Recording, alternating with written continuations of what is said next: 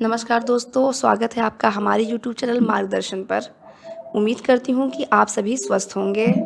आज की क्लास में मैं आपके लिए बाल विकास से संबंधित कुल 20 महत्वपूर्ण प्रश्नों को लेकर आई हूँ। और अगर आपको हमारा वीडियो अच्छा लगे तो लाइक करें, सब्सक्राइब करें और आने वाली सभी क्लासेस में मैं आपको यूपी टेट, सी टेट और सुपर टेट से संबंधित वीडियो प्रोवाइड करती रहूँगी।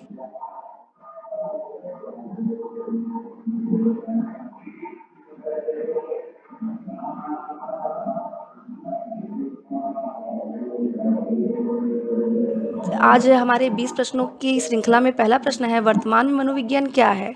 तो वर्तमान में मनोविज्ञान एक व्यवहार का विज्ञान है। राष्ट्रीय एकता का प्रमुख आधार क्या है? तो राष्ट्रीय एकता का प्रमुख आधार शिक्षा है। खेल खेल में प्रदान करने की पद्धति कौन सी है? मांटेसरी पद्धति। आपको बता दें, मारिया मांटेसरी जो होती हैं, ये मंद बुद्धि बालकों के ऊपर जो है इन्होंने अपना सर्वे किया था। उस सर्वे के आधार पर ही इन्होंने बच्चों को उनकी मंद बुद्धि प्रणाली के आधार पर ही बच्चों को उन्होंने कई खंडों में विभक्त किया तथा इन्होंने अपना सबसे बड़ा योगदान जो है मंद बुद्धि बालकों की शिक्षा में दिया है। मनोविज्ञान के आरंभ को क्या कहा जाता है? मनोविज्ञान के आरंभ को आत्मा का विज्ञान कहा जाता है। शिक्षा से मेरा अभिप्राय। आपके सामने 5वां प्रश्न है, ये कथन किसका है? आपके यूपी टेट में कथन से संबंधित 1 से 2 प्रश्न हालांकि हर बार पूछे जाते हैं। शिक्षा से मेरा अभिप्राय बालक या मनुष्य के शरीर, मस्तिष्क और आत्मा के सर्वोत्तम अंश की अभिव्यक्ति है। यह कथन किसका है? तो यह कथन महात्मा गांधी का है। इसी प्रकार शिक्षा आत्मपूर्ति या आत्म अभिव्यक्ति की एक आधार है। यह कथन किसका है? तो यह आधार आपके रविन्द्रनाथ टैगोर का है। हमें 6वां प्रश्न हमारे सामने है, बुद्धि इकाई सिद्धांत के प्रतिपादक कौन है? बुद्धि इकाई के सिद्धांत के प्रतिपादक स्टर्न व जॉनसन है। खोज विधि के प्रवर्तक कौन है? आर्मस्ट्रॉन्ग है। 8वां प्रश्न, कौन सी शिक्षण पद्धति इंद्रियों की शिक्षण पर बल देती है? तो मांटेसरी पद्धति। क्योंकि मैंने अभी जैसा कि आपको आगे वीडियो में बताया था कि मंद बुद्धि बालकों को सिखाने के लिए मारिया मांटेसरी ने उनके ऊपर जो एक सर्वे किया था। उस सर्वे में उन्होंने पाया कि जो सामान्य बच्चा जो चीज़ को जल्दी सीखता है, मंद बुद्धि बालक उस चीज़ को बहुत ही धीमी गति सीखता है। तो इसीलिए उन्होंने मंद बुद्धि बालकों को कोई भी चीज़ सिखाने के लिए उन्होंने करके सीखने पर बल दिया था। तो उन्होंने इंद्रियों की शिक्षा पर बल कौन सबसे पहले दिया था? तो मारिया मांटेसरी ने दिया था। और किस पद्धति के अंदर? मांटेसरी पद्धति के अंदर। शिक्षण की क्रियात्मक, अगला प्रश्न है हमारा 9वां प्रश्न, शिक्षण के क्रियात्मक उद्देश्य को पूरा करने के लिए पाठ्यक्रम पर किस पर जोर दिया जाता है? तो क्रिया और प्रयोग पर। क्रियात्मक उद्देश्य का मतलब वो होता है जिसमें बच्चा किसी चीज़ को करके सीखता है, क्योंकि जब बच्चा किसी चीज़ को करके सीखता है तो उसका ज्ञान जो होता है वो स्थायित्व होता है।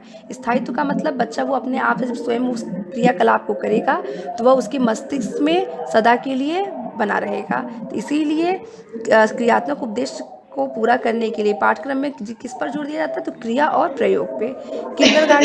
किंडरगार्टन यह किसकी पद्धति है? तो यह फ्रॉबेल की पद्धति है। किंडरगार्टन शिक्षण प्रणाली के कितने वर्षों तक के बच्चों के लिए उपयोग की गई है? तो ये 4 से 8 वर्ष के बच्चों के लिए उपलब्ध की।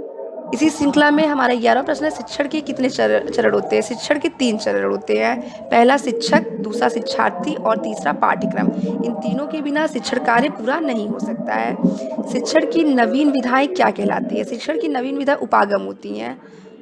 13वां प्रश्न, पाठ्य पुस्तक की प्रस्तुतिकरण की शैली को क्या कहते हैं? पाठ्य पुस्तक की प्रस्तुतिकरण की शैली को हम शिक्षण विधियाँ कहते हैं। शिक्षण विधियाँ जो होती हैं आप उनके बारे में भी जान लीजिए। शिक्षण विधियाँ जो होती है, हम जब किसी भी टॉपिक को या किसी भी विषय को जब शुरू करते हैं तो बच्चों को हम उस ऐसी विधि का उपयोग करते हैं बच्चों को किसी चीज़ को समझाने के लिए जिससे बच्चा हमारी बातों को समझ सके तथा वो साथ ही उस शिक्षण पद्धति में या उस शिक्षण को वह रोचक बना सके।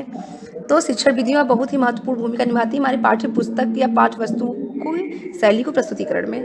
आरएस थ्योरी की प्रवर्तक, 14वां प्रश्न है, आरएस थ्योरी के प्रवर्तक कौन है? तो थार्नडाइक ने इसके पहले प्रयत्न, तत्परता और भूल के सिद्धांत को भी दिया है।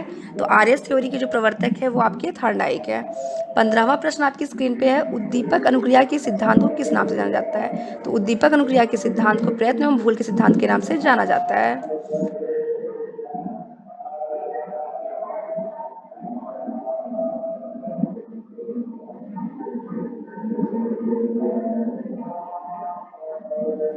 और 16वां प्रश्न है, क्रिया प्रसूति सिद्धांत के प्रवर्तक कौन है? क्रिया प्रसूति सिद्धांत के प्रवर्तक आपके स्किनर महोदय हैं। पावलोव ने अपना प्रयोग किस पर किया था? पावलोव ने अपना प्रयोग जो है कुत्ते पर किया था। और आपको बता देना चाहिए क्रिया प्रसूत सिद्धांत के प्रवर्तक स्किनर ने अपना प्रयोग जो है वह कबूतर के ऊपर किया था और चूहे के ऊपर। ब्राह्मण वर्ग के लिए 18वां प्रश्न हमारे पास है, ब्राह्मण वर्ग के लिए उपनयन संस्कार कितने वर्ष की आयु में किया जाता है? तो 8 वर्ष की आयु में। ये वैदिक कालीन सभ्यता जो बीटीसी के सेकेंड सेमेस्टर में चलता है, यह प्रश्न वहाँ से लिया गया है। आपके परीक्षा की दृष्टि से ये सारे क्वेश्चन बहुत ही महत्वपूर्ण है और इसलिए आप इसको ध्यान देते हुए पढ़िए। आपको ये ना लगे कि कोई चीज़ सिलेबस का बाहर का कोई प्रश्न नहीं है। जो है यह एक नई शिक्षा पद्धति के अनुसार ये सारी चीज़ों को आपसे पूछा जा सकता है। 19वां प्रश्न आपकी स्क्रीन पे है, आदर्शवाद के अनुसार बालक किसके समान होते हैं? तो आदर्शवाद के अनुसार बालक जो होता है वह एक कोमल पौधा है।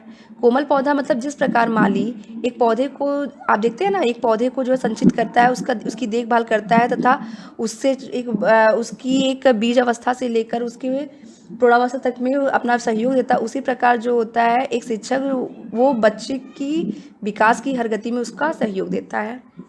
20वां प्रश्न और आखिरी प्रश्न आपके सामने है, भारतीय शिक्षा आयोग के अध्यक्ष कौन है? यहाँ पे ये अध्यक्ष जो दिया गया है वहाँ विलियम हंटर है और इस भारतीय शिक्षा आयोग को हंटर आयोग के नाम से भी जाना जाता है। 1882 में यह आयोग स्थापित किया गया था।